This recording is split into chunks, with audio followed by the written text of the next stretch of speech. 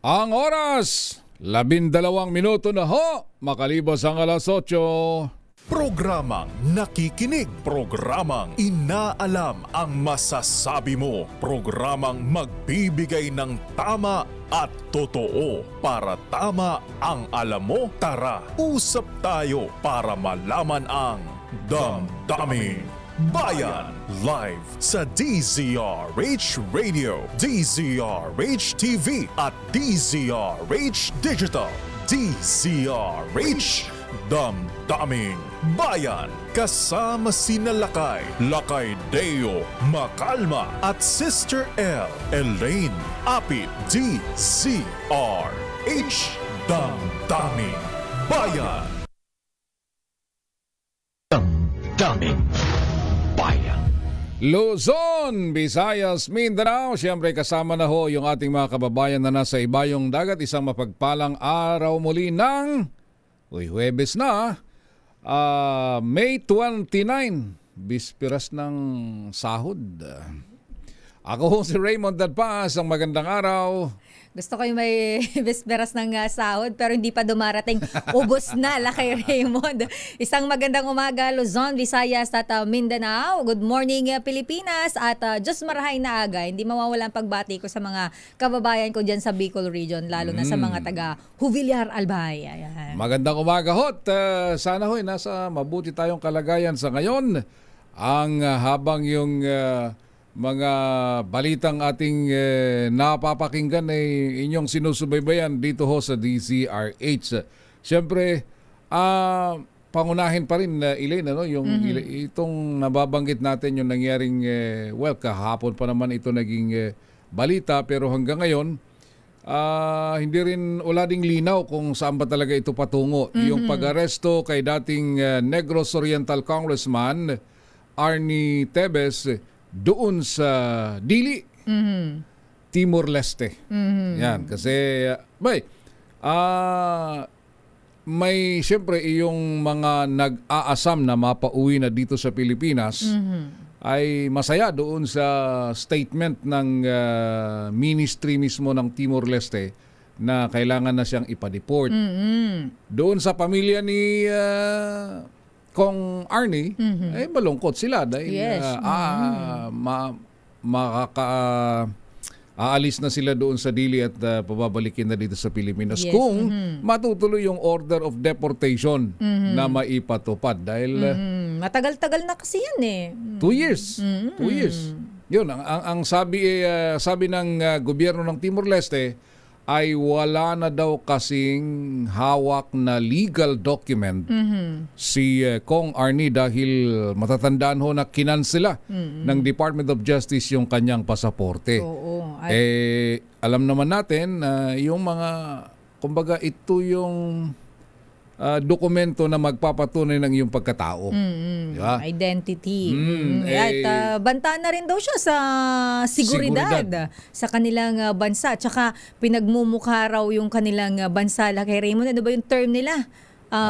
Parang kanlungan. Oo, parang tingin nila pwede kang magstay doon kapag ka ikaw ay isang kriminal. Yan, parang pwede kang actually hindi nga right term yung nagtago eh. Kasi hindi naman siya nagtatago eh. Para nakatira doon eh. Kumbaga Residence. Parang local resident lang siya na nakatira doon at with all kumbaga kung ano yung ugaling nakagawian niyang buhay dito sa Pilipinas. Ganun din ang kanyang na-i-enjoy doon sa Timor-Leste. Kaya may freedom pa rin talaga. Pero at saka yung inamin naman ng Timor-Leste na naapektuhan yung diplomatic relations sa pagitan ng Pilipinas at ng Timor-Leste dahil nga doon sa pangyayaring ito. And ang Timor-Leste kasi, dahil ito yung pinakabatang bansa dito sa Asia, kailan lang ito naging independent from Indonesia, gusto niyang sumapi sa lahat ng mga anong tawag natin dyan, mga alyansa ng iba't ibang mga bansa. Siyempre, bago ka makapasok sa yung mga organizations, halimbawa yung mga ASEAN, kung ano man yung iba pa dyan, kailangan makakuha ng sapat na suporta. Siyempre, bago siya makapasok, paano siya papasok doon kung halimbawa sasabihin ng Pilipinas, ayaw namin ka sumama doon dahil tinabla mo kami. Oo, hindi nga namin maiuwi kasi ayaw ninyo mo. Oo. Mga ganon. So, kumbaga siguro na yun isa sa mga dahilan nila na kaya nila napagdesisyonan na huliin at may term sila na talagang ready for deportation. Kaya lang kung gaano kabilis at kung gaano katagal, yan ating babantayan yan. So antayin natin kung paanong magiging paggilos dito ng on the part of our government kasi siyempre ang nasa forefront kasi yan is siyempre ang Department of Justice, ang in coordination with other agencies, Prime Foreign Affairs, kailangan din dyan dahil nga doon sa ang DOJ kasi siyempre may kasong kinakaharap kaya malupit itong may process kasi hindi naman pwedeng agad-agad. Kaya hintayin natin ha, hintay lang hot. Makikipag-ugnayan tayo sa mga kinaukulan dito rin sa ating bansa at yung mga naapektuhan. Just like yung sabi ko nga, yung doon sa Negros Oriental, Elaine, hindi nila makalimutan yung... Yes. Siyempre, we still give them the benefit of the doubt, ika nga, kay Kong Arnie dahil hindi pa naman siya convicted. Yes, pero siya yung prime suspect doon sa nangyaring krimen kay dating Governor Noel Digamo and 9 others. Yun yung kawawa doon, yung 9 others pa na wala namang kinalaman. Kung merong halimbawang away sa politika, wala namang kinalaman yung ngayon. Yung iba doon, nakapila lang at tatanggap ng ayuda. Tapos biglang nadali nadamay sa mga ganitong klase ng mga pangyari. So, wait and see pa tayo. At makipag-unayan tayo sa ibang mga kinaukulan kung paanong the best na mangyari dito kay Congressman o dating Negros Oriental Congressman Arnulfo Arnie Teves kung maibabalik na siya from sa Timor Leste through the process of deportation. Dito kasi expelled na po siya, hindi na po siya congressman. Tsaka natapos na rin ang term niya. Ang term niya. Na-expel siya. Tapos natapos na rin yung term niya. Nagka-election tayo. Yun, may bago na silang kongresista doon sa distrito nila. Damdamin Bayan. Ang oras natin alas 8:20 na ho ng umaga. Ito, di ba nung kailan ba yun? Kahapon ba binabanggit natin yung Department of Health? Diba? Oo, kahapon Laki Raymond. Tapos ngayon, meron na namang tumataas na naman daw yung kaso ng measles. Nako. Measles ay tigdas. Tigdas. Tsaka kasama ba yan yung, iba ba yung bulutong?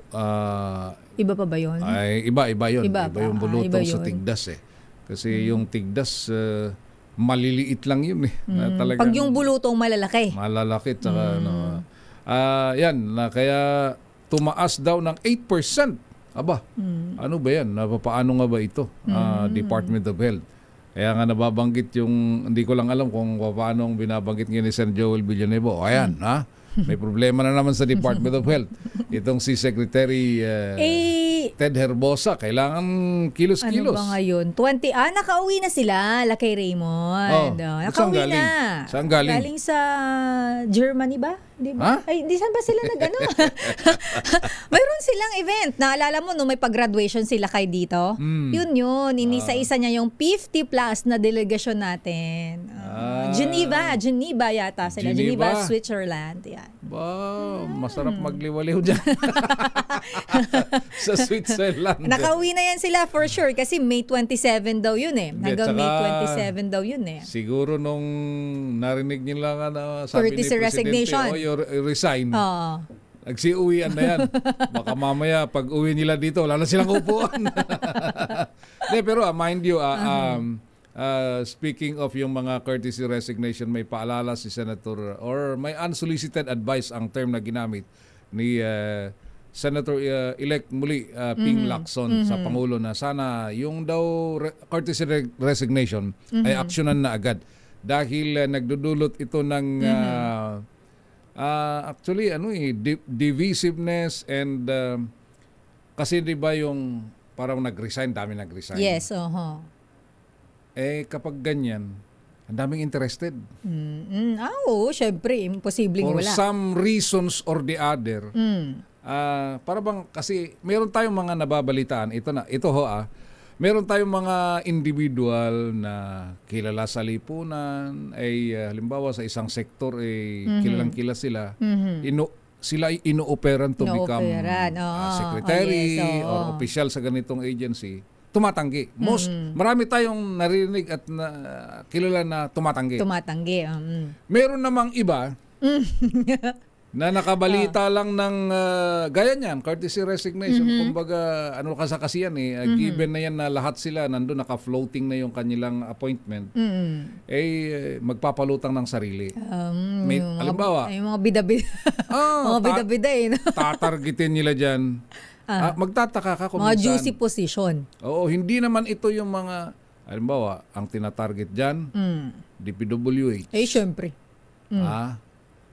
Well, at least medyo safe na yung finance dahil yung finance kasi nandun yung dalawang tagahanap ng pera yung Bureau of Customs at saka Bureau of Internal Revenue. Pero siyempre, kahit na safe yung Secretary of Finance, hindi pa sigurado yung dalawa. Kasi nag-file din sila ng courtesy resignation na sumunod. Yan.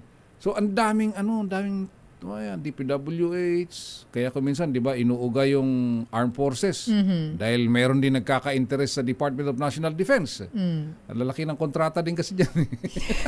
Di ba, General Omitzer, di ba? Kung gaano kalalaki ang kontrata sa DPWH, abay sa DND. Malaki din. Malaki din. Kasi syempre, magpo-procure kayo dyan ng mga... Yung AFP modernization. Yes. Halimbawa, isang barko, magkano isang barko? Hindi naman 200 milyon yan. Talagang bilyones ang halaga. So, syempre doon. Yung mga ganon, yung mga... So, ang sabi ni Marami-raming may isusubi. Joke lang. Ang sabi ni Senator Ping Lacson sana daw ay bilisan the soonest possible time i-announce na kung sino yung mapapalitan, sino yung para matigil na ito. Yung iba nga sabi ni Senator Lacson nagpapalabas daw ng white paper. Ay, talaga? Ito yung mga white paper, yung mga Yun ba yung mga kumakaya ay mga lumalabas lately? Kasi para bang gaya niyan. Halimbawa sa DND, anong pinalutang diyan? Meron daw unrest or yung para bang meron daw anong tawag nila diyan, yung para may bantang kudita. Ganun, kulang na lang sabihin nila. Pero may mga term na iniimbento nila na kunyari. Pero sa puno ng lahat, ang gusto nila, marami daw hindi kontento kaya sa mga opisyal ng armed forces, kaya gusto nilang magkaroon ng pagbabago ng liderato or whatever. Yung mga ganun. Maraming mga palulutangin dyan. Kaya ingat-ingat to. Kaya siguro tama nga naman the soonest possible time ay ma-address na ito. And mind you, dinagdagan pa ng Malacanang dahil pati GOCCs pinagre-resign na din. Yung mga government-owned and controlled corporations, ano-ano to mga ito, ilan lang sa...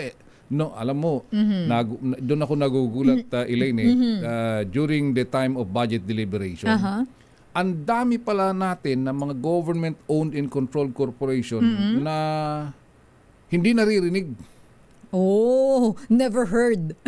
Talaga, mga unheard. Ang sasabihin, magugulat ka dyan. Well, ang mga kilala dyan, siyempre, GOCC and GFIs, siyempre, nandyan ang GSIS, ang Social Security System, ang... itong Land Bank of the Philippines, Development Bank of the Philippines, si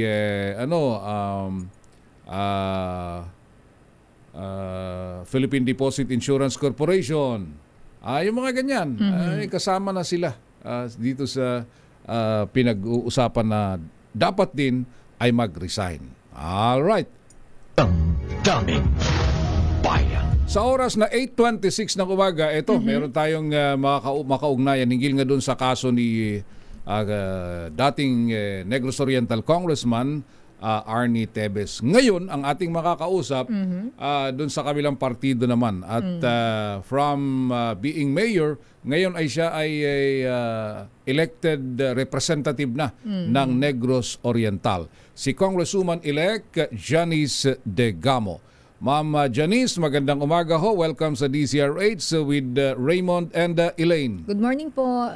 Good morning po, Ma'am Elaine and Sir Raymond, and to everybody listening and watching. Yes, ngayong ma'am. oras na ito po. Oo, bago lang tayo doon kay case ni Kong Arnie, parang nalaman, have you taken your oath already, ma'am, as the congresswoman of...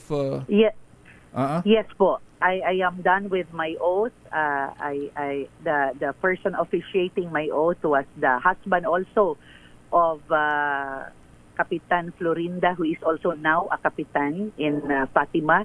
Kapitan Florinda Quinquito was also slain together with my husband on that March 4, 2023 po. Wow. And your district was the former district of Congressman Arnie? Exactly po. Yes po. Kayo na ang pumalit. Ayan. All right. Ma'am, nung kahapon kasi, 'di ba, nakita nag-viral yung video ng pag-aresto kay Kong Arnie doon sa East Timor. First, ano yung what came into your mind? Ano bang naisip niyo nung ganun na naaresto siya at sinasabing after a while sinabi ng Timor-Leste na he will be deported to the Philippines? Oo, nung una po talaga when his son showed that video up, I thought at first na, it is another drama. Ano na naman kayang palabas nila? Parang ganun yung reaction ko. But later in the day, marami akong natanggap na mga articles, news articles coming from Timor na translate. And then later on, parang talagang it's becoming something na totoo. Kasi parang naano rin kami na dapat he has to reach Philippine soil first para talaga kami maniwala na ito na talaga yun. This is what we have been praying for and longing for, na dumating at mangyari para naman mapapanagot siya sa mga kasalanan ginawa niya sa mga loved ones namin. And itong pangyayaring ito, wala pang pakikipag-ugnayan sa inyo ng mga government agencies natin na informing you na, Congresswoman Janice, ito na yung status ng kaso and he will be, Kong Arnie will be deported to the Philippines. Wala hong ganon? Actually, wala pa po. I have not heard from any one of them.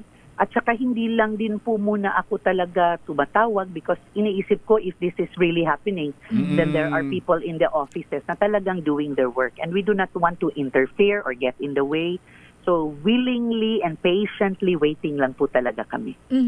Congresswoman Janice Degamo, ma'am, si Kong Arnie po ay naaresto ulit. Are you aware po ba na siya pala ay nasa labas? Kasi nasa isang private residence. Ang alam natin ay nakakulong siya doon, detained. Pero siya pala ay nasa labas. Nasa labas. Aware po ba kayo na ganun po yung kanyang status doon sa Timor-Leste?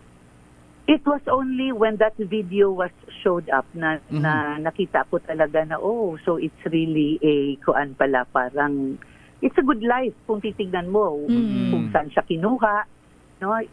Taliwas sa pinaniniwalaan namin na nakakulong siya, but our suspicion stems from yung nung election because he keeps on nagla-live siya. Sa page niya, nagla-live siya, convincing people na kung sino yung mga iboboto. Kaya sabi ko, naku, may phone lang din pala sila inside the sa prison.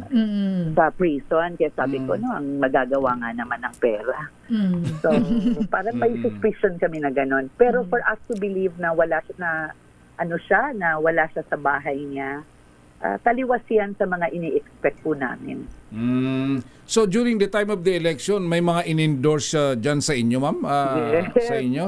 Yes po. From time to time, he is active on his social media account. Oo. And of course, I'm sure nakampanya siya against sa inyo. Oo. Of course. Kasi kalaban ko tiya niya eh. Tiyahin yung nakalaban niyo pala for the position. So ito, meron bang with anong doon sa case na na-file against doon sa nangyari nga doon kay Gob Degamo, ang inyong mister at yung iba pa. Sinong nag-update sa inyo dito sa kaso dito sa atin? No, actually, the case against the gunmen is really ongoing. Yes. On a monthly basis, ini-inform kami na there's hearing. In fact, ngayon nga, nasa kasagsagan ng bail hearing yung kay Miranda. We are updated. We send our lawyers to attend the hearing pag wala po kami personally to attend. In fact, ilan na ba? Siguro nasa 3-4 na nakapag-testify in court. And we were notified also by our lawyers and the court that the moment Arnie will be brought back home, we will be called again to testify against him. So yun yung status talaga ng case is really ongoing. The court is consistent na every month for an entire day na gagamit yun para sa pag-hearing ng kaso namin po against the gunman. And of course, Arnie. Pero hindi naman po pwedeng litisin ang taong absent. Saan court ho ito, Kong Janice? Sandali ha, hindi ko maano yung branch, but dyan kami sa Pasay. Pasay. Dito sa Pasay. So, but you constantly check on itong mga suspect na under custody, kung totoong under custody pa sila, nasa kulungan or what, Kong? I think they are at the NBI Detention Center. Okay. So at least, and you are confident that they are really under detention. I am hoping and praying that we can be confident in the agencies of our government. Sana po, kawawa tayo pag hindi ganon. Yes, ma'am. Alright, so ito yung, halimbawa, nakita natin yung nangyari kay Kong Arnie, na-aresto siya, and there's a statement coming from the Timor-Leste government na darating na yung oras ng kanyang deportation. If he will be deported, kung kayo ang tatanungin, saan siya dapat dalhin at anong dapat na gawin sa kanya? Meron ba tayong dungeon dito? Doon siya dapat eh. Talagang yun naman sanang a taste of how it feels dun sa mga ginawa niya. Yun bang after being there, magiging remorseful siya sa mga nagawa niya, magiging regretful siya sa mga ginawa niya. Yung ganung prison dapat, hindi yung buhay mayaman sa loob ng jail. And that is what we want to really happen. And sana kaya naming tignan at ma-monitor na yan talaga ang mangyayari sa loob po. Alright. So, and as the case moves on, yung kaso nang nangyari sa inyo, Mr. at yung iba pa, nakakausap nyo constantly yung mga other family members nung yes, mga victim? Actually, in fact, parang mas nauna pa sila when the arrest was made and the Facebook post was shown. Sino-forward nila sa akin at tatawag sila isa-isa. So yung iba nagsasabi, Mayor, my tears fell when I heard this.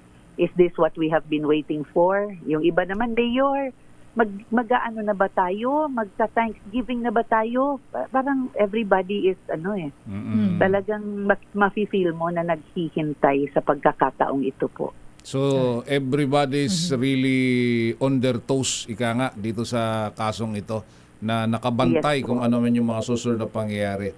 Okay? Alam niyo po, sir, if you have just heard the words of our Christian leaders coming from the different churches of the province of Negros Oriental, sinasabi po talaga nila yan until Governor Digamo and the 9 others will not get the justice that they so greatly deserve, hindi talaga natin ma-feel na we are experiencing stable peace already in the province.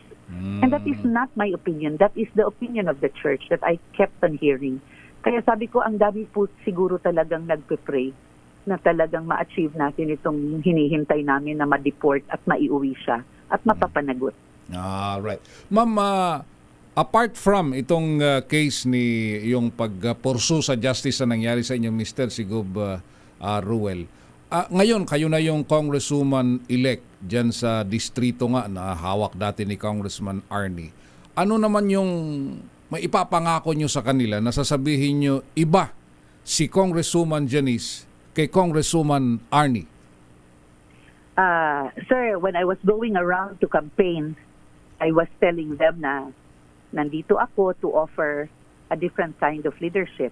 And I can only bank on my record as municipal mayor of Pamplona para makita din ninyo how I am as a leader in the town, how Governor Digamo was as leader of the province. And then I made a very good example. I told them, look at the election results in Pamplona for Ruel and for me. Wala kaming pinatay doon, wala kaming tinakot, wala kaming inagrabyado. And yung mga kalaban namin, kung mag-score kami ng 18,000 plus votes, nasa 4,000 lang, it is a sign that our people loved and respected us. Sa social media accounts namin, I think it counted also that they voted for me because my own people in Pamplona would really tell them, ay, maswerte kayo sa mayor namin pag napunta siya dyan. And talagang I am willing to do my best. Kaya nga, wala na rin po akong uuwian na husband. May time ako talaga na trabahuin, lalong-lalo na sa usaping peace and order in the 3rd District. That's why yung amin pong major concern, if I will start my mandate in July, I will begin to sit and talk and discuss about turning the district into a smart district. Kung meron tayong mga smart city ngayon, no, we will also have our smart district in the 3rd Congressional District of Negros Oriental, apart from the usual requests of our people. All right. Well said, ma'am, at hopefully yung parating na yung inyong hinihintay na katarungan para sa inyong pamilya at yung iba pang biktima ng krimen. Maraming salamat Kong Janice at sa muli. Salamat po. Salamat sir. Salamat Ma'am Elaine for the time and chance po. Mga kaibigan, Congresswoman-elect Janice De Camo ng 3rd District ng Negros Oriental. 8:38 na ng umaga. Daming bayan. Ang oras na yan ay 8:44 ng umaga. Daming bayan. Yan, may naghahanap dyan kay Mayor. Oo, minus la kay Mayor Deo Makalma, kami pa rin po ang yung nakakasama. Ay sa mga kasi ito na lang la kay Raymond, sagutin ko na lang para hindi sila magtampo. Ano? Baka sabihin dinededman natin yung comment. Sila kay po talaga ay kailangan lang may asikasuhin ng medyo personal talaga na hindi lang po namin ma-discuss. Pero siya po ay babalik din. Next week nandito na siya. Yes. Kayo naman, masyado yun naman namimiss sila. Kaya at ito malupit, mukhang iniintriga na nila, ba't wala sila kaya? Hindi.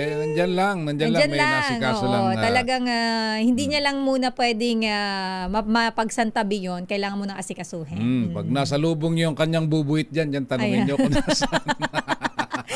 Pero ingat kayo ha. Ang bubuit niya ay masyadong chismoso. Siyempre yung kanyang mga brad, alam nila kung nasaan. Alam nila kung nasaan. Pati yung kanyang mga mista ay alam na alam kung nasaan siya ngayon. Yan. Kaya pansin nyo, hindi sila masyadong nagba-Viber para magpabati. Ayan. Anyway, so ayan na ho at sa mga ano nakikita ko parang si Sherwin ba yun? Ay, hindi pa. Alright. Susunod kasi pag-usapan natin tapos ng eleksyon. Yes. Pero yung mga komandidato nanalo at natalo, meron silang obligasyon. Yes, oo. Na mag-submit ng kanilang kung tawagin ay SUSE. Yan yung SUSE. Yung bang ay problema dito baka yung mga natalo. Hindi na. Sasubmit ka pa diyan Grabe naman, porket natalo. Pero yan po yung under the law, kailangan yung statement of contribution and expenditure, yung mga ginastos. Ayan, yung mga nag-donate. Mga donation. At yung paano nyo ginastos. Magkano ang kabuuan ng iyong ginastos sa nakalipas na halalan. Ang SISTE, merong hindi ko alam kung parusa ba yun o basta may karampatang, may katapat kasing may parusa para kung hindi ka mag-submit. Yes, Kaya, meron. Kung nanalo ka man o natalo ka, dapat magsusumiti ka. Sa bagay kung minsan yung mga mostly talaga yung natalo yung nanalo wala kang problema hindi makakaupo kapag hindi nakapagsumiti ng SOSE kahit nanalo pala, Laki Raymond. Hindi, nakaupo na nga Kasi nag-take out na yung iba Hindi, pero yun na nga, kailangan pa rin mag-submit. Just yun, para... Rules po kasi yun na kailangan. Bahagi ng ating proseso yan. Para malaman kung, dyan natin nakikita yung, yung halimbawa, tumakbo kang senador, sino yung number one mong Tawag dito, supporter na yun, donor. Donor. Yung nagbigay sa iyo ng malaking Pondo. Yung campaign fund. Campaign fund. Yan. Sino-sino tong mga ito. Kasi doon mo makikita meron bang ang tawag natin yan, may taipan ba dyan na nagbigay ng malaking halaga ng pera? Yes, oo. Meron bang kumpanya dyan na medyo controversial nagbigay? Or yung mga ganon. Dito kasi kung minsan kahit sa local nakikita mo yan kung i-declare nila. Yes, kasi kung minsan quote unquote may mga individual na kung minsan shady ang karakter sa isang lokalidad. Ang ginagawa nila, lahat ng kandidato binibigyan. Siyempre, kung sino yung they feel na mas lamang, mas malaki. Yun yung mamanukin talaga. Yan, kaya yun ang lumalabas dyan kung minsan makikita mo kung, as we have said, i-declare nila. Kung i-declare. Yung iba, ba't ko pa i-declare? Lakay Raymond, kasi yung iba sabi, ayoko makikita yung pangalan ko. Lalo na pag presidential hindi. Pag presidential, malupit yan. Speaking of, sa oras na 8:49 ng umaga, nasa ating linya na, no less than the chairman of the Commission on Election, Attorney George Erwin Garcia. COMELEC Chairman George, sir, welcome once again sa DCRH with Raymond and Elaine. Good morning, Chairman George. Magandang umaga po, Sir Raymond, Sister El, sa ating po mga kababayan, magandang umaga rin po. Ayun, kumusta na ho kayo? Medyo makailang linggo na after the election na nakakapagpahinga na, Chairman. Tayo po naghahanda rin kasi sa ating pong Bangsamoro parliamentary elections na October 13. Tatandaan po natin na 5 buwan lang po ang pinagkaloob sa amin na panahon upang mapaghandaan yung napakalawak din na eleksyon sa ating pong Bangsamoro at napaka-importante. At 1 buwan pagkatapos naman po nun yung ating pong barangay and SK elections na hindi po automated kundi manual na halalan. Kaya po medyo kahit po ganito mga panahon ay ganun pa rin po ang ating pong paghahanda na ginagawa para po sa 2 malalaking halalan na yan.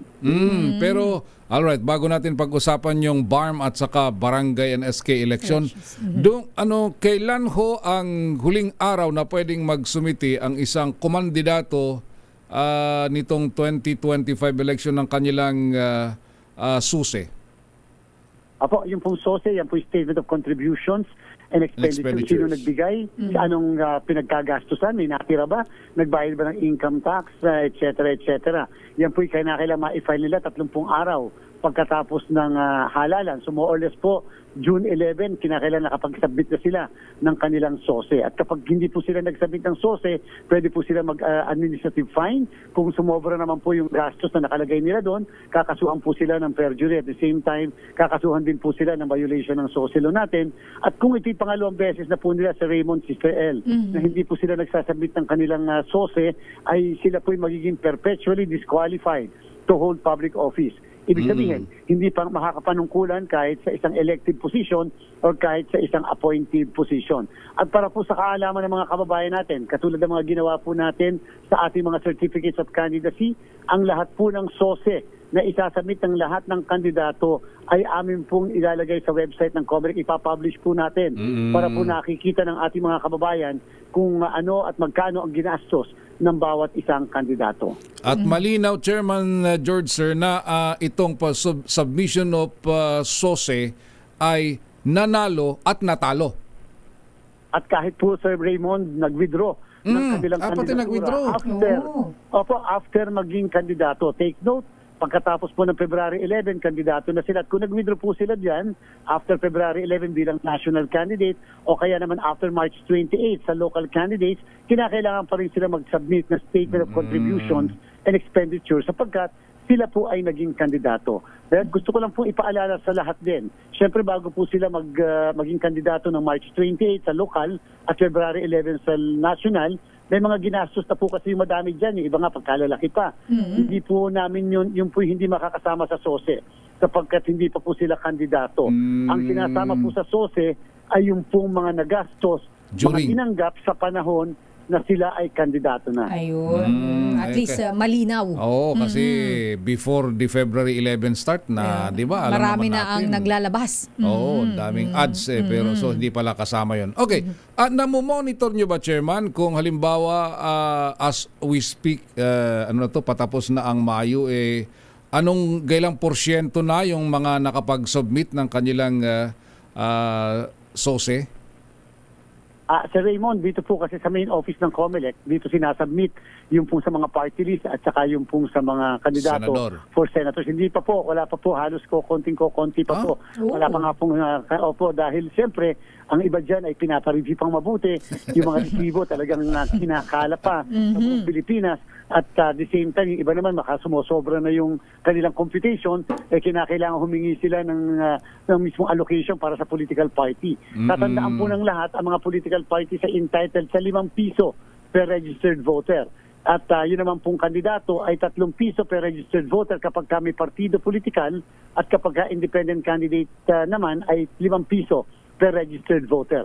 So medyo hindi po yan ganun kadali lang na basta magsasamit sa amin ng SOSE dahil madami po kami nahuhuli, sumusobra sa 5 piso, sumusobra sa 10, 20 pesos, yan po kinakasuhan pa rin po namin. And at the same time, yung iba naman, pagka nilatag na kung sino yung nagbigay sa kanila, nakikita ngayon halimbawa, nung mga nagbigay, bakit wala ang pangalan ko dyan? Bakit yan lang ang nilagay sa akin? So medyo may mga kakaharapin din sila mga reklamo pagka ganyan. Yan po yung kagandahan na first time ipapublish natin yung mga SOSE nila.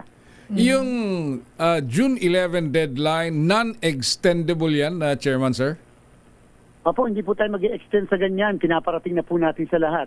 Kasi una, batas po yan. Number 2, medyo mahaba-habang panahon na po yung 30 days sa ating palagay. And therefore, hindi dapat po nagpapatumpik-tumpik. At alam niyo po si Raymond, Sister L, sa DILG po kasi, kapag kayo ay manunungkulan na, kung hindi tayo nagkakamali, ang hinihingi po nila ay number 1, certificate na proclamation mo. Number 2, yung oath of office mo kung kanino ka nanumpa, whether notary public, whether sa barangay chairman o isang judge, huwes, yan po ay pwede. Ang pangatlo po nilang hinihingi ay yung tinatawag po na certification mula sa amin na nag-submit sila ng SOSE. So kung hindi po sila makakakuha ng certification sa amin, lalo sila yung nanalo, baka po hindi sila pag-assumin ng DILG sa pwesto na kanilang pinanalunan. Chairman, meron lang po akong itatanong tungkol dito sa mga, dahil pagka minsan po nag-iikot-ikot tayo, may mga lugar pa rin na hanggang ngayon meron pa rin pong mga tarpaulin, yung mga maliliit po nila na mga campaign materials na nakasabit kung saan-saan.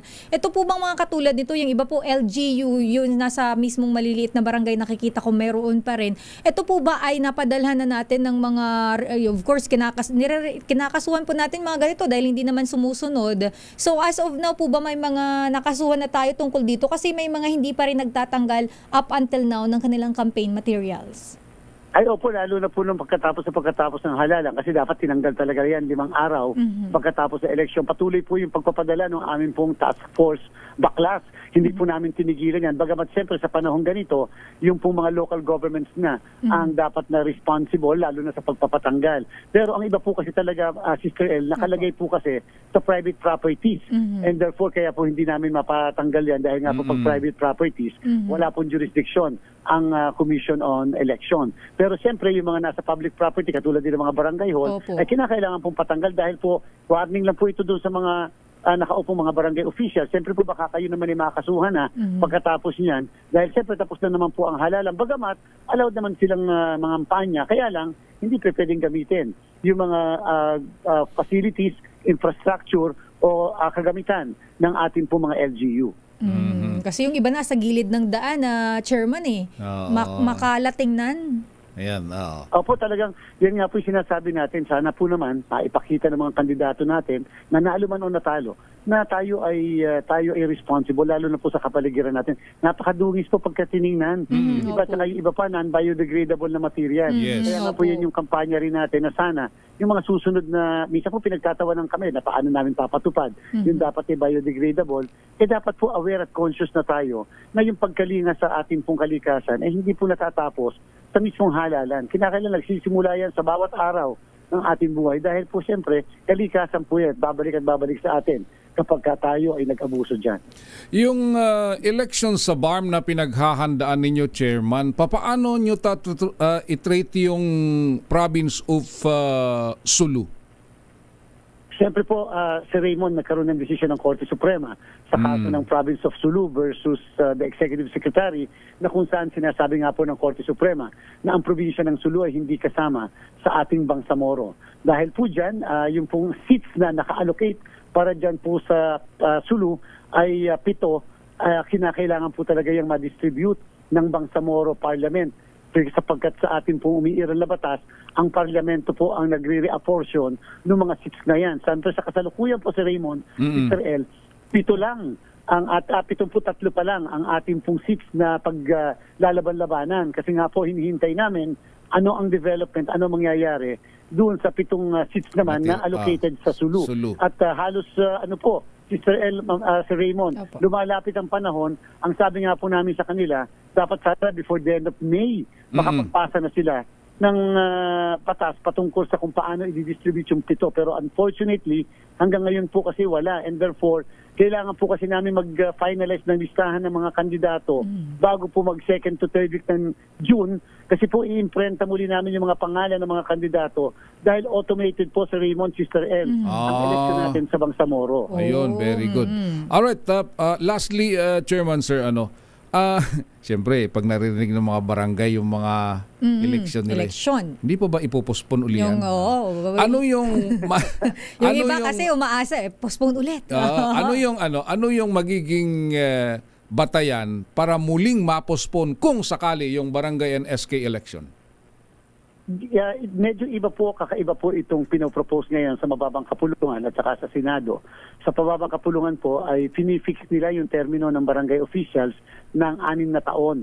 Sa Senado po naman, finifix nila ng 4 na taon. Tingnan po natin, pag nag-resume ang ating pong Kongreso, kung yan po ay maipapasan at maisusulong at kung ilang taon talaga yung pag-fix ng termino ng ating pong mga barangay officials.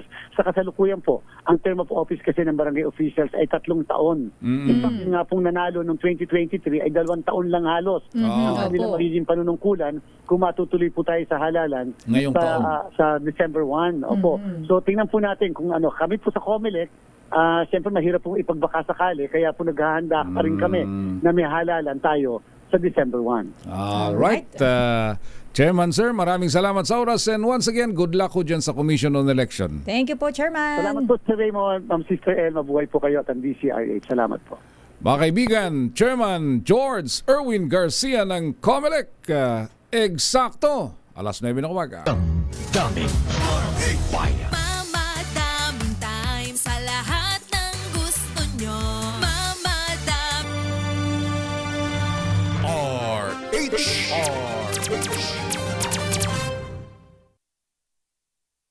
Balik tayo sa ating balitaan.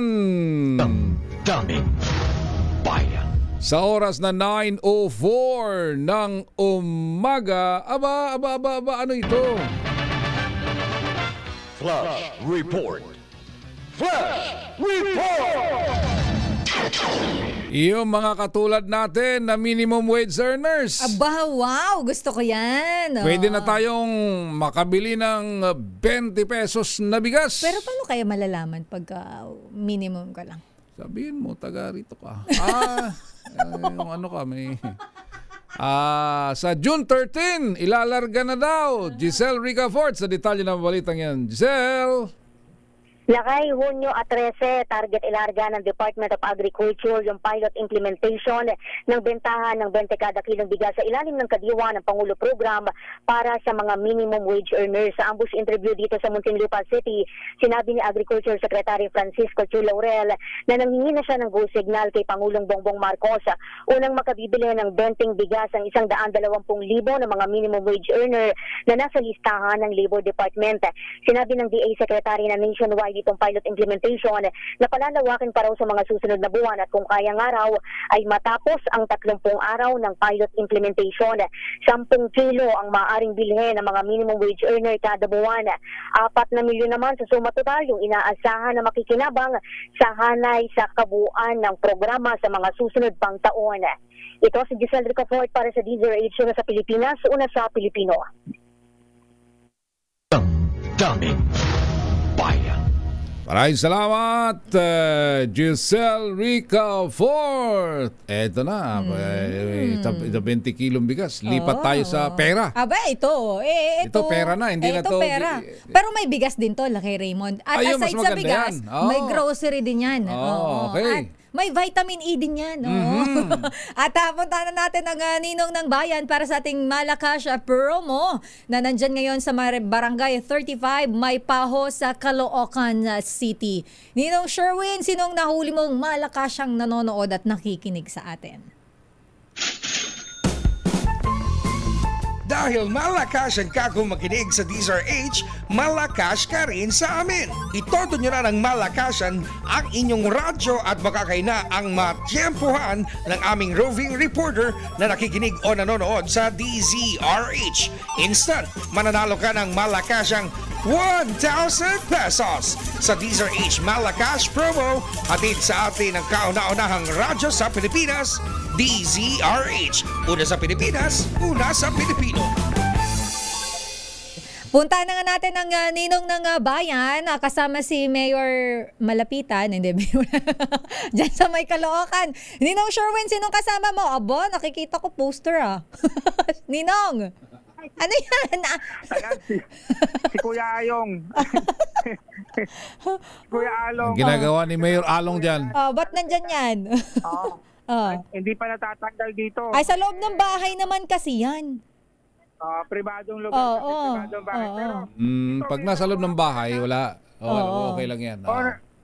Nananatili pa rin na buhay yung ng gulong ng karitela. Dito ano yung gumagawa sila? Gumagawa. Yun mga gulong para sa... Gulong ng palad yan Oo, yung gamit sa gulong ng palad. Pero, sino ba yung gumagawa, ate? Tatay, Kalet. Si tatay, asan si tatay? Umalis po saglit. Umalis. Dala yung kalesa. Ginagawa. Hindi na. yung magbabayad nito. Kinuha po yung magbabayad nito. Kasi magbabayad para ituloy yung gawa doon sa kahoy. Kasi yakal yung gamit. Yakal na kahoy yung gamit. Wow. Special yan Special na kahoy yan. Matigas na kahoy yung gamit pala sa gulong ng karitela. Kaya matagang inuukit isa-isa para maidugtong yung mga dugtungan. Ito yung dugtungan ng gulong. Galing gulong mismo. Galing. So, kumuha ng pera. Opo. Taga saan yung mga nagpapagawa niyan? Taga saan yung Taga saan nagpapagawa? mga nagpapagawa? Sa Blooming Street, Quezon City, dito din po sa Caloocan. Yung mga may kalit. Talaga. Sa probinsya. Magkano yung ganyan, Sherwin? Magkano daw paggawa ng ganyan?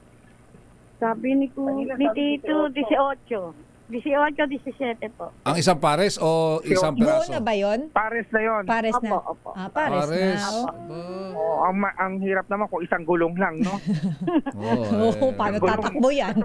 So, kapilang side. Pilay yan. Mataas na. Mataas na yung materialis po. Mahal ang materialis kasi, labor pa. Tsaka kakaiba yan. Tsaka manong ginagawa yan Mano makakatamin niya napakahirap. Kaya naman grabe yung sakripisyo din yung craftsmanship ng yung tatay. Hindi pwedeng kahit sino pwede. Gina Pulialta Balderas po. Si Ate Gina, palagi kinakatunin sa DZRH. Opo. Kasi kanina nung nagtanong kami kung nakikinig po siya sa DZRH, sabi niya, nagtatrabaho pa nga dyan yung pinsan ko. Opo.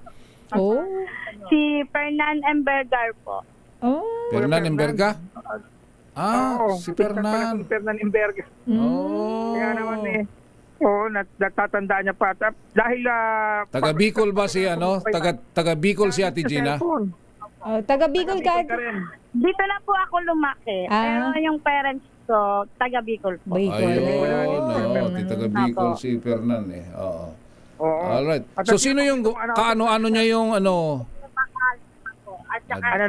Si Deo Makalma. Sige, sigaw mo na. Teddy si Deo Makalma. dahil paborito si Deo Macalma, meron kang 1,000 pesos. Thank you po. Ayan, 1,000. At may tanong ko sa iyo si Kuya Raymond. Ano yung tanong mo, Kuya Raymond? Sino yung gumagawa nung kaano-ano niya yung gumagawa nung gulong? Best friend po ng tatay ko po. Kala ko Tatay Kalit po. tatay mo o pamilya best nyo. friend ng tatay. Talaga, So kaya tatay na rin pong tawag ninyo. Opo. Kasi po na rin po akong tatay. Okay. Nakikitatay na lang. Nakikitatay na lang si Ate Gina. Ayan, sige. Pero huwag ka mag-alala, meron ka namang Kagawad Raymond. Ito, ang padala ni Kagawad Raymond, ang bigas. Ang pabigas? Is bigas. At lahat ng mga minimum wage earner, magkakaroon na rin kayo ng chance na magkaroon ng DZRH bigas. Kami lang yun, Sherwin. Huwag kang sumali. Thank you po. At syempre may kasama pa yan, DZRH Grocery. Yan, para sa yan. Yung vitamin E ni Mayor, mayroon ba? Syempre ang kabilin-bilinan ni Mayor. Kahit wala si Mayor. Hindi lang ang lola nyo ang may kabilin-bilinan, pati si Mayor Deo Macalma may kabilin-bilinan. Huwag kakalimutan ang vitamin E. Ayan. Tumira ng vitamin E. Opo, vitamin. Ayan, isang kutsarita para kay Ate Gina. Ayan. Para daw sa mister niya. At syempre, dahil ikaw certified DZRH fanatic, meron kang uniforme na isusot Monday to Friday. Walang nabahan. DZRH. Nanggigitata na yung paghubad. Never yan ang itim. Hindi po. Salamat po sa DZRH. Thank you, Ate. At syempre sa mga nais manalo ng 1,000 pesos, laging tumutok sa DZRH. Baka kayo na susunod dating winner sa DZRH. Kaya Malakash promo. Bagong taon pa nasa isip. Kaya mo yan. Pwede. Bagong taon din naman. Malakash promo. Ayan. Para sa DZRH Malakash promo. Ours number 6, Sherwin Batalvaro, DZRH. Una sa Pilipinas, una sa Pilipino. Daming Bayan. Maraming salamat, Sherwin. Mula dyan sa Caloocan. 13 minuto na makalipas ang alas 9.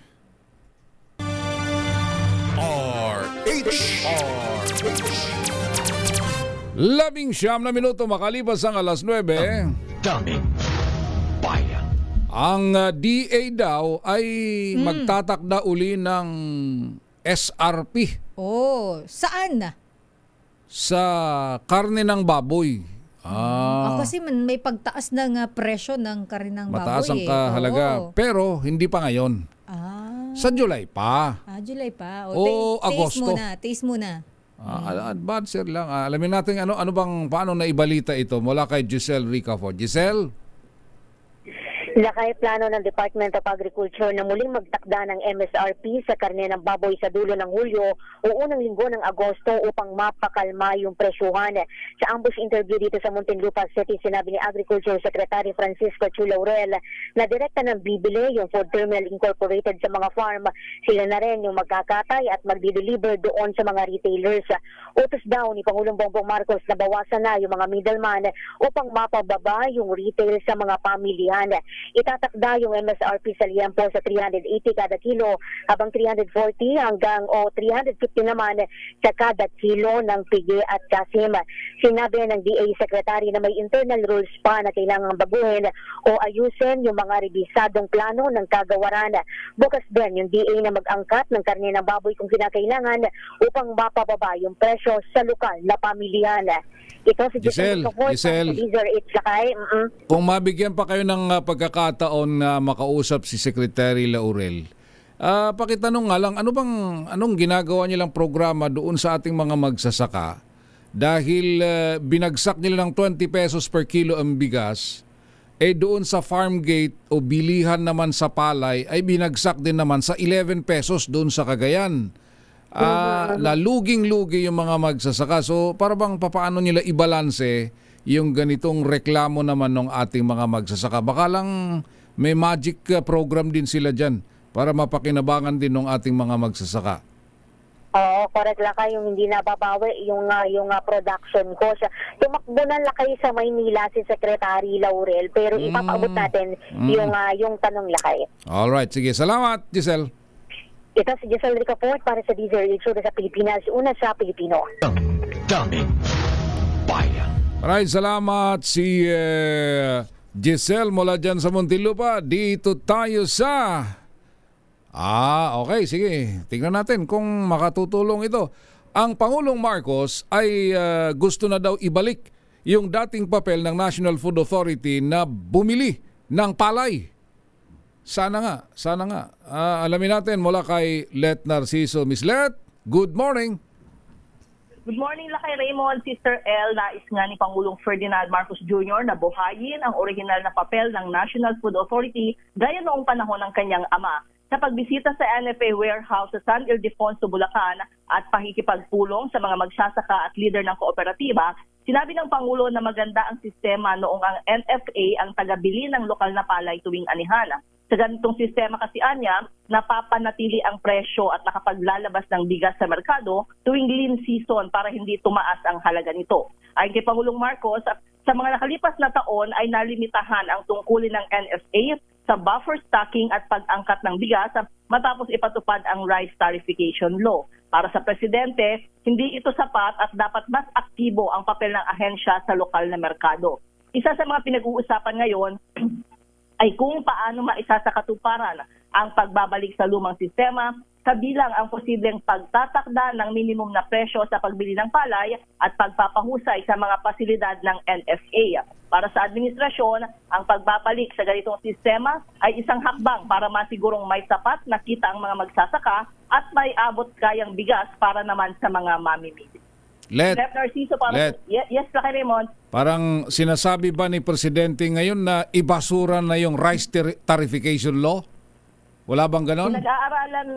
Pinag-aaralan daw, Lakay Raymond, kung ano yung nararapat na hakbang. Pero sa mga naunang pahayag ng palasyo, mukhang may nasisilip sila na hindi kagandahan doon sa rice tariffication law. So abangan natin kung ano ang magiging hakbang dyan ng palasyo man o ng Kongreso.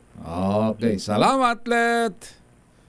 Ito si Let Narciso para sa DZRH. Una sa Pilipinas, una sa Pilipino. Daming bayan. Kasi yung mga nangako ng rice tariffication. Sabi daw, di ba malaking tulong? Sa kanila. Yung mga, pero kung meron mga natulungan, hindi si magsasaka. Dahil hanggang ngayon, as we speak, sabi ko sa inyo, isang araw lang, 11.20 ba or 11.40 yung kilo ng palay. Doon sa Cagayan yun. Actual ito, actual. Hindi ito kwento. Totoo ho ito. Alright, sa oras na 9:24 naman ng umaga, di ba may balita nga sabi kanina, ang mga minimum wage earners ay pwede nang makabili ng 20 pesos per kilo na bigas. Alamin natin kung paano ba tayo makaka-avail. Yun. At saka, gaano ba ito kadami na kailangan mong supply para kahit paano, mas marami din ang makikinabang. Nasa ating linya mga kaibigan, no less than the Secretary of the Department of Labor and Employment, Secretary Bienvenido Benny Laguesma. Secretary Benny, sir, welcome once again sa DZRH with Raymond and Elaine sa ngalan ho ni Mayor Deo Macalma. Good morning, Sec. Magandang umaga, Sister L. Magandang umaga, Raymond. At magandang umaga din po sa inyong mga taga-tangkilik at taga-subaybay. Yes, sir. Itong paano tinanggap ng DOLE yung balitang ang mga minimum wage earners ay pwede na daw makinabang doon dito sa 20 pesos per kilo na bigas? Sec.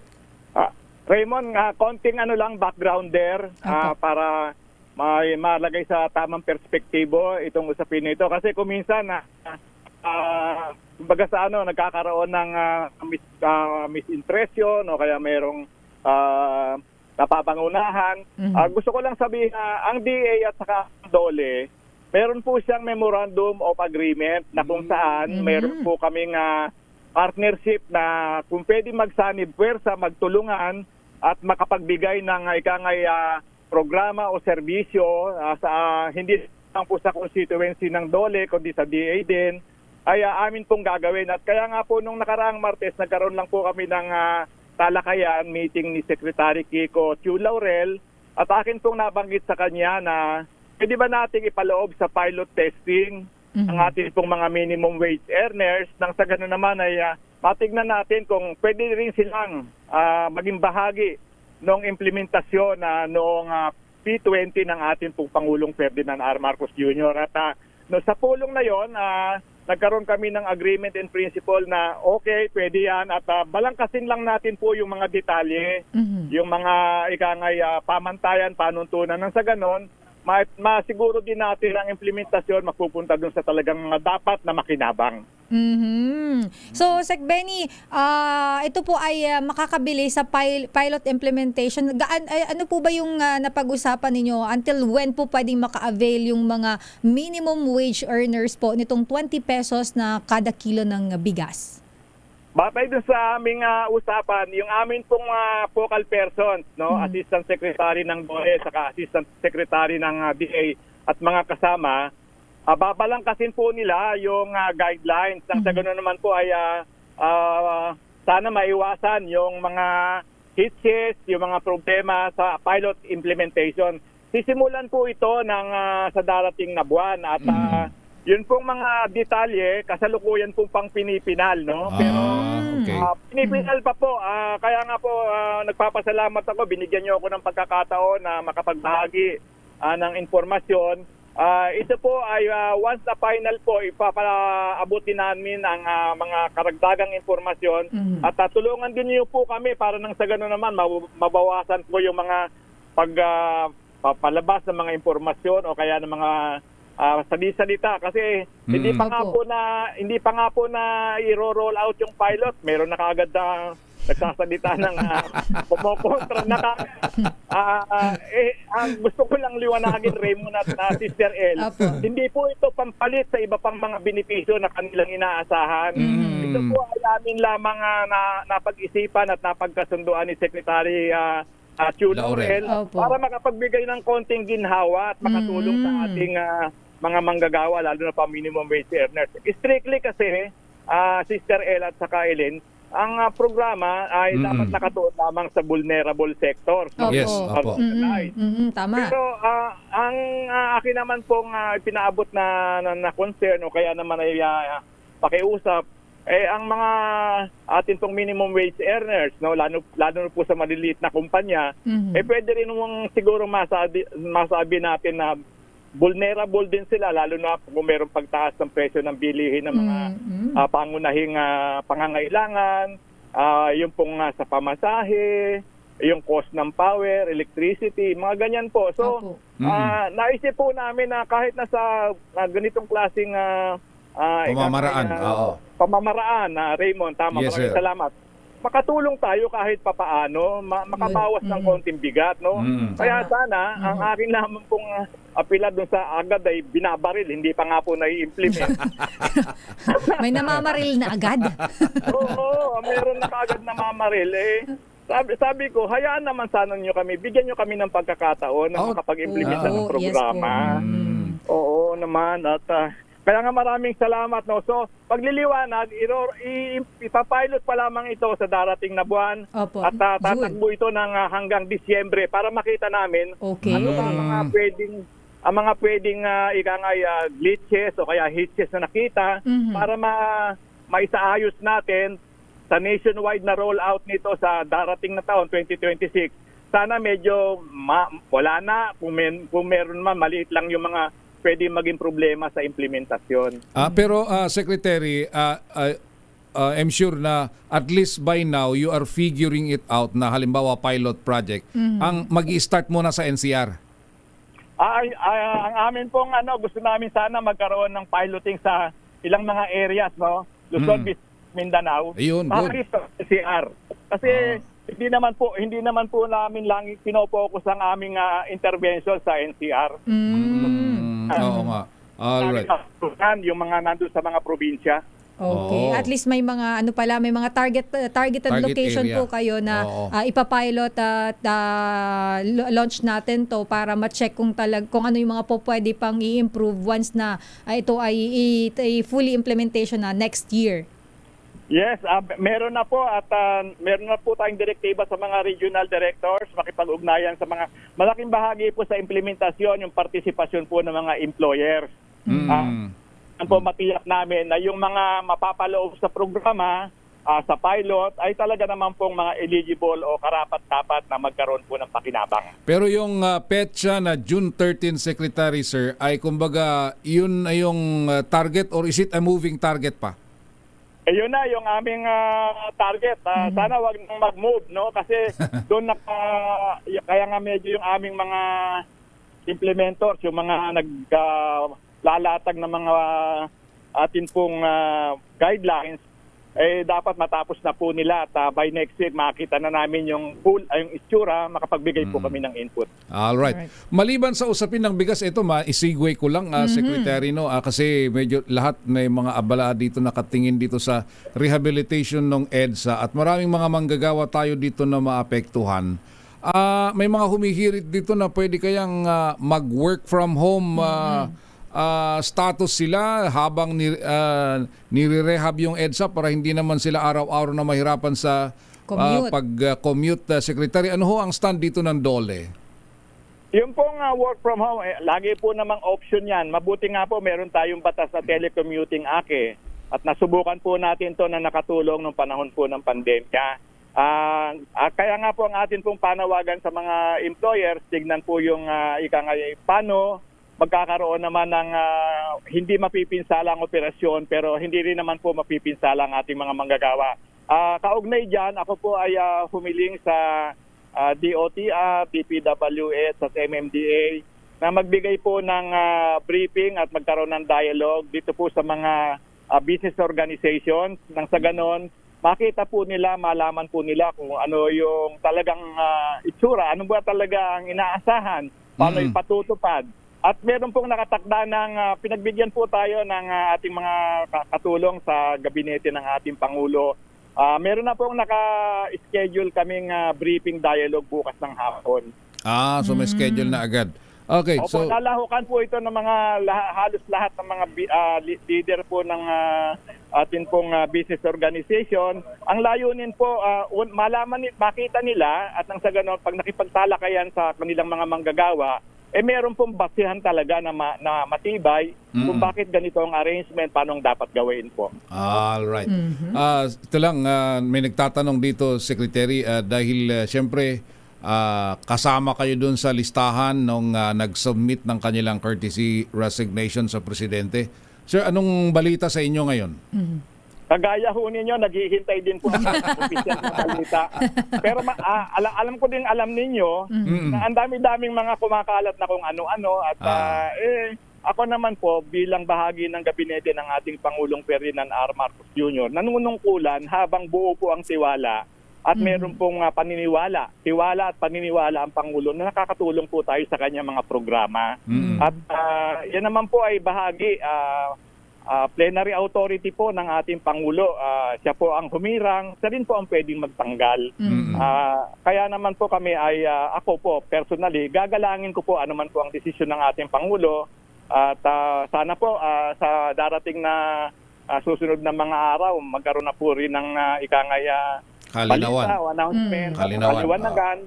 Para na sa ganun po ay yung mga nag-aagam-agam may mapahinga na rin po. At saka yung pong mga nagsabi, nagkakaroon ng espekulasyon, ito mga susugiin, sisibakin, mga ganyan, para mahinto na rin po at makapag-concentrate po tayo sa trabaho. At saka yung mga nag-aambisyon ay matigil na rin. Matigil na. Hindi nawawala yung mga nag-aambisyon talaga. Ganun talaga sa buhay natin eh. Malaya naman po sila kasi demokrasya naman po ang ating bansa. Alright. Pero knowing Secretary Benny, sir, we hope you will stay as the Secretary of the Department of Labor. Umaasa kami. Paubaya po natin sa pagpapasya ng ating Pangulo. Ulitin ko lamang po, anuman po maging pasya, igagalang po natin. At hindi rin po mga ngahulugan niya na tayo po ay hindi nasusuporta. Patuloy po tayong susuporta kasi maganda po yung mga balakin at gustong makita ng ating Pangulo na mangyari po sa ating bansa.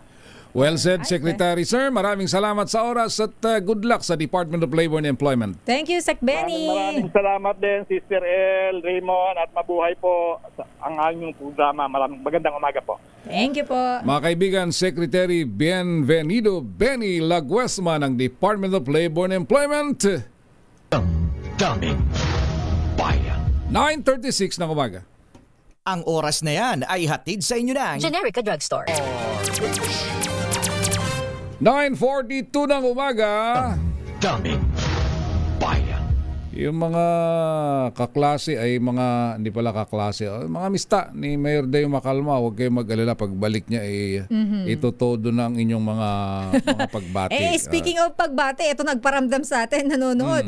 Siyempre, itago natin sa pangalang Alex Guo, ay hindi pala, Gulang. Sabi niya, maray na aga, shout out to all Sandigan PMA 1982 at happy birthday daw. Sabi niya, happy birthday to our Baron Mista, Kuyang Max Caro. Ayan, happy birthday po. Happy birthday po, General Sir. At siyempre, itong si Willie Rilador naman, nakikinig doon sa Gapan. Binabati mga taga Gapan-Gapan. Si Resty Padilla at Gerald O'Malley ay binabati din niya ng birthday ngayon. Ako binabati ko rin, samantalahin ko na, binabati ko ng happy birthday ang aking brother-in-law. Nandyan sa ngayon na bumabakas ito sa barko. Dito nagse-celebrate ng kanyang birthday. Yan, Kuya Jude Abaygar. Happy birthday, Kuya. Ayan. Nasa saan ba siya? Nasa Iloilo siya ngayon, Lakay Raymond. Doon happy siya. Birthday. Ilonggo man to. Wag ka, nota. Ginapi ko, ginapala, kwarta. Ay, dala la. Si Grace, si Ate Grace nag-text din dahil binabanggit ko yung 11 to pesos doon sa palay Cagayan, ito. ng palay, bilihan ng palay. Doon daw sa Isabela, 13 pesos per kilo, mataas-taas pa. 13. Pwede. Dahil yung mga rice millers daw, ang idinadahilan na naman ay puno daw yung kanilang mga bodega at matumal ang bilihan ng bigas. Matumal? Matumal ang bilihan ng bigas? Matumal kayo dyan. Dami-dami yung bigas na pinakawalan nung panahon ng eleksyon. Pero totoo ito mayroong mga lugar na naghumina ang bentahan ng bigas sa mga tindahan. Kasi maraming namimigay ng bigas. Dahil merong mga politiko na walang ginawa kundi mamigay ng bigas. Meron nga akong may dyan na 10 kilo binibigay. Kada hindi pamilya individual. Kada ulo. Kung 5 kayo sa bahay nyo. Aba. Okay na yun. 10 kilos. Buhay na buhay ka na doon. Kaya nga yung iba since December daw yun nangyayari. So hanggang ngayon libre na. Hindi pa nila ubos ang bigas. Yung iba nga, boss, binubukbok na nga Sana all libre bigas. Kaya pag punta mo sa tindahan, sasabihin ng mga nagtitinda, ako matumal kuya ang bentahan. Dahil doon. So mayroon pa lang mga namigay ng bigas. Hindi pera. Marami talaga. Hindi pera. Hindi, yung iba. Kasi yung iba, may cash na may bigas pa. Hanap yun no? So, kaya nga ko minsan, ang hirap pagtagpiin yung mga dahilan ng mga millers o retailers na puno yung bodega, kaya mababa ang presyo. Pero sa totoo lang, maniwala kayo hindi. Gusto lang talaga kayong baratin. Sa 13 pesos, sabi ko sa inyo, talo pa yan. Talo pa. Lalo na yung binabanggit kong 11 pesos. 11 pesos, nakakayak naman yun Dati-rati, ang gaganda ng presyo, umabot na nga 23 pesos per kilo yan. Per kilo. Tapos ngayon, bagsak. Ay, nako. Anyway, eto. May report naman mula sa Maynila. Ang kampo daw ni Kong Arnie Teves humihingi ng detalye mula sa DOJ at NBI hinggil sa pagdating nito sa Pilipinas. So, aminado na sila na tanggap na nila na iuwi na sa Pilipinas. Si Boy kasi nangihingi na ng detalye. Si Boy Gonzales sa detalye ng balitang yan. Kuya Boy. Lakay Raymond, Sister L, kinumpirma ni Atty. Ferdinand Topacio ang legal counsel ni dating Congressman Arnulfo Teves Jr. ang pagbabalik ito sa bansa. Sa katunayan ay nagpadala na ng mga representante ang kampo nito sa DOJ, Department of Justice, Bureau of Immigration at National Bureau of Investigation kaugnay sa inaasang pagbabalik ito sa bansa. Ayon kay Topacio, nagtungo na sila sa NBI, DOJ at BI upang hilingin ang eksaktong oras at lugar at sa pagnampagati ng kanyang kliyente. Ang layo nito na matiyak ang mabibigyan ng karapatang liga na representasyon sa paglapag pa lamang sa bansa. Nanawagan ng kampo ni Tevez sa mga namumuno na nabanggit na ahensya na igalang ang kanilang legal na obligasyon at bigyan linaw ang impormasyong karapat-dapat nilang makuha bilang mga abogado ni Tevez. Inaasahan naman na magsasagawa sa ng online press conference si Atty. Topacio bandang 1:00 ng tanghali mamaya para sa dagdag na detalye. Ito si Boy Gonzales para sa DZRH. Una sa Pilipinas, una sa Pilipino. Daming Bayan. Salamat, Kuya Boy! Samantala, apelyido naman ng mga senador dumagdag sa listahan ng mga nakatanggap ng confidential funds. Hindi lang pala si Joke, no? Hindi lang pala si Chell. Ito sino-sino ba itong mga dumagdag sa listahan? RH12, Milky Rigunan. Manang Milky. Sister El at Lakay Raymond, habang papalapit ang pag-convene ng Senado sa susunod na linggo bilang impeachment court, nadiskubre naman ngayon ang apelyido ng mga senador, naging mga kongresista at pangalan pa ng bake shop na nakatanggap ng confidential funds ni Vice President Sara Duterte. Ang mga individual na ang apelyido ay hango sa mga senador ay sina Beth Revilla, Janice Marie Revilla, Diane Maple Lapid, John A. Lapid Jr., Clarice Fontiveros, Christine Applegate Estrada at Denise Tanya Espodero, mga beneficiaryo ng OVP Confidential Fund. Di ba, Lakay Raymond at Sister El? Antaray naman yan, Manang Milk. Mga kamag-anak pala nila yan eh. Oo. Ginamit ng kanilang mga apelido. Ayon kay House Deputy Majority Leader Paulo Ortega de Cis ng La Union, hindi pinalagpas ng tinatawag niyang budol gang ang Senado. Sabi ni Ortega, ginamit ang mga apelyido ng ilang senador, patunay kung gaano kagarapal ang listahan ng sinasabing beneficiaries ng OVP Confidential Fund.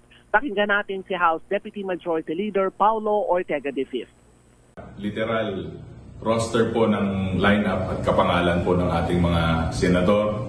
Meron pong Lapid, meron pong Escudero, meron pong Revilla, meron pong Fontiveros, at meron pong Revilla. At sa kaapelyido naman po ng congressman, meron din pong Solon.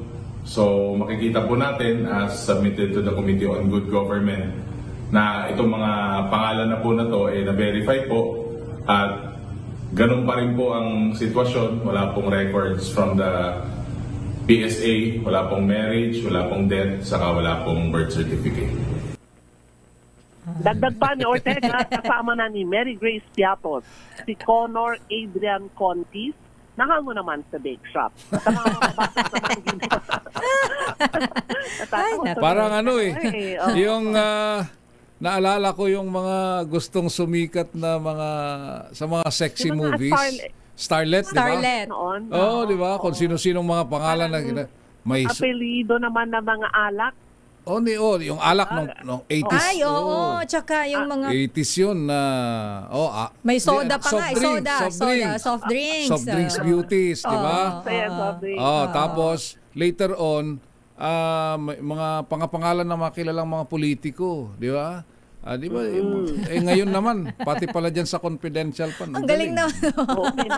At ginamit pa dito si Escudero. Kaya nga, ang Senate President may kamag-anak pala.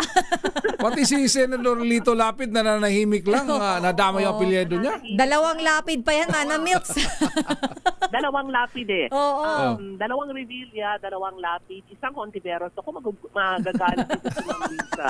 Isang Estrada, at isang Escudero. Naku po talaga naman. Hanep lupit, mahusay. At dagdag pa nga ni Ortega, kasama na ni Mary Grace Piatos, si Connor Adrian Contis. Nahango naman sa bake shop. Dapat pala mag-iingat Manang Milky sila kay Deo Makalma. Oo, pwede. Oo. Mayor, O kaya sila kay Raymond, magulat, nandyan siya lagi sa Senado eh. Hindi, ano lang, kung meron man tayong dyan, you give it to them. You give it to them. Talagang mahusay. Mahusay. Iba. Mahusay yung mga nag-imbestiga dito sa confidential funds. At talaga namang kakanga ka rin sa mga miyembro ng Good Government Committee maging ng Quadcom. Dagdag pa nga ni Ortega sa mga mamabatas naman, ginamit ang apelidong Solon na kinabibilangan ni na Chris Solon at Paul M. Solon. Kaapelido naman ng surname na Sarangani Representative Steve Chongbian Solon. Matatandaan, sinabi ni dating COA Commissioner Heidi Mendoza, ang paggamit ng alias sa mga government transaction ang hindi nangangahulugan na exempted ang ahensya ng transparency requirements. Sa mga hearing ng Kamara, nilinaw ni Mendoza nang siya ay humarap. Dapat ang mga individual ay traceable o matutukoy dahil kung hindi nag-i-exist ang mga ito, malinaw na ito'y red flags ng katiwalian. Ako si Neil Crigunar Gulat para sa DCRH, una sa Pilipinas, una sa Pilipino. Daming Bayan. Maraming salamat, Ms. Milky Rigunan. Samantala ko naman, doon tayo sa hanay ng mga pulisya. Aba, may mga bagong promote. Ay, nako, bibigat ng balikat ngayon ng mga ito. At mayroon ng estrella. Kasama sa mga nakakuha ng estrella ang Chief ng PNP Public Information Office na si Colonel Tuanyo. So, Brigadier General Tuanyo na siya ngayon. Edniel Parosa, sino yung iba pang kasama ni General Tuanyo na nabigyan ng promotion? Edniel?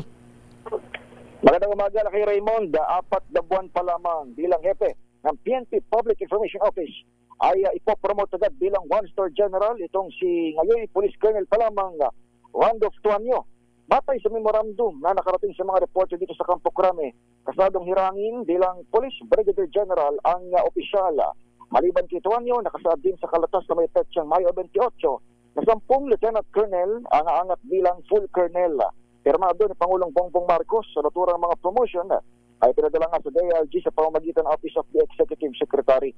Mamayang hapon, kasado ang donning of ranks ng bagong Police Brigadier General na nagsilbing Deputy Director for Administration ng PNP Finance Office bago pinalitan si Police Brigadier General Jean Pardo bilang pinaka-chief publicist ng PNP. Graduate si Tuanyo ng PNPA Top 2 by Class of 1995. Doon naman sa iba pang mga promoted, mula sa Lieutenant Colonel nagiging full colonel na itong sina Vicente Amante, Jeffrey Bilaro, Cherry Liatar, Mark Anthony Andrade, Regina Basco, James Dime, Cristel Marie Noblesa, Benjamin Aguirre Cruto Jr., Eric Reyes de Benacho at Roger Obungen Mangawang. 10 Police Lieutenant Colonel nangangatling ng isang ranggo batay rito sa kautusan ni Pangulong Bongbong Marcos. Ito si Edniel Parosa, nag-uulat para sa DZRH. Una sa Pilipinas, una sa Pilipino. Daming Bayan. Maraming salamat, RH52, Edniel Parosa. Samantala sa atin namang balitang negosyo, ang Pilipinas nakatanggap ng $16 million para naman sa aquaculture at agribusiness. Ang balitang negosyo mula kay Miss Sofia Gans. Sofia? Nilagdaan ng Department of Agriculture at Korea International Cooperation Agency ang $16 million grant para sa aquaculture development at community-based agribusiness sa bansa. Ang unang proyekto ay tatawaging Capacity Building on Aquaculture Development for Income Increase of Fisherfolk na gagawin sa lalawigan ng Guimaras at naglalayong tulungan ng mga mangingisda na madagdagan ng kanilang kita. Nakatanggap ang inisyatibang ito ng $10 million para sa pagpapaunlad ng aquaculture infrastructure gaya ng hatchery system at pilot pond para sa mga high-value species. Ang ikalawang proyekto naman ay tatawaging Development of Community-Based Agribusiness to improve the livelihood and income of marginal farmers na gagawin sa Central Luzon at may layuning i-diversify ang income source ng mga magsasaka. Sa ilalim ng $6 million na proyekto, magtatayo ng Agribusiness Incubation Center sa Zambales habang papagandahin naman ang DA Technology Business Incubation Facility sa Tarlac. Samantalang nagsara ang palitan ng piso kontra dolyar kahapon sa halagang 55 pesos and 47 centavos kada US dollar. At iyan ang ating balita sa mundo ng negosyo. Your business is our business. Ito si Sofia Gans para sa DZRH, una sa Pilipinas, una sa Pilipino. Damdamin Bayan. Maraming salamat, Sofia Jansa. Your business is our business. O yung mga lahat ng mga may... minsan, ang hirap din kasi pag nagtingin-tingin ka dito sa ating... sa social media, may mga nagbe-birthday, meron din namang nagpapaalam permanently. Di ba? Ngayon kung minsan... pero yung iba kasi ay... yung... kumbaga, sabi nga nila isa sa mga certain na nakikita natin dito sa ating buhay ay yung kamatayan. There is always a certainty. Kaya lang kung minsan, pagdating ng ganon, yung iba ay umaalis ng biglaan. Yes, so... kung talagang may, halimbawa, may edad na, lalo na kung iba, kung sakitin, ay talagang... sabi natin para na rin magpahinga. Pero kung yung mga biglaan, yes, so nako kay Raymond, ang both parents ko ay ganyan. Biglaan nawala. Yan, maraming ganyan. Kapatid ko ganyan, pero sa lahat ho ng mga may mga pinagdadaanan ay kami ho ay nakikisao sa inyo. At yung iba naman na may mga pagdiriwang, makikipagdiwang din ko kami sa inyo. Lalong-lalo na ho at ito nga buwan ng Mayo, maraming mga fiesta. Maraming mga makikita nyo na kahit na katanghalian kung minsan dahil... katanghalian pero nagiinuman. Hindi, tsaka yung fiesta. Inuman yung naisip ko kasi fiesta tsaka may yung mga para-paradang nakikita parada, natin. Band, parade. Dahil nga kung minsan biglang umuulan sa hapon, inaagahan na nila yung kanilang mga activity. Ayan. Sa lahat ng mga may birthday ho ngayon. Happy birthday sa inyo. Wala ba tayo dyan? At sa ngalan ho muli ni Lakay Mayor Deo Macalma, ako pa rin ho si Raymond Dadpaan, sa inyo nakasama. Ito naman po si Sister Elaine Apit again. Sila kayo po ay may importante lang. Sabi kasi dito baka daw in-appoint na sa gabinete. Kayo talaga. Hindi, sa totoo lang. Dati nang may mga alok. Yes, may mga alok po talaga. Tumatanggi po. So, at tanggalin nyo na po yon sa isip ninyo na siya po ay may pupuntahan sa gobyerno. Hindi po. Ayan. Ito po si Sister Elaine Apit. Stay safe everyone. God bless po. Salamat. Ang oras natin. Sakto. 10:00 ng umaga. Damdamin Bayan. This time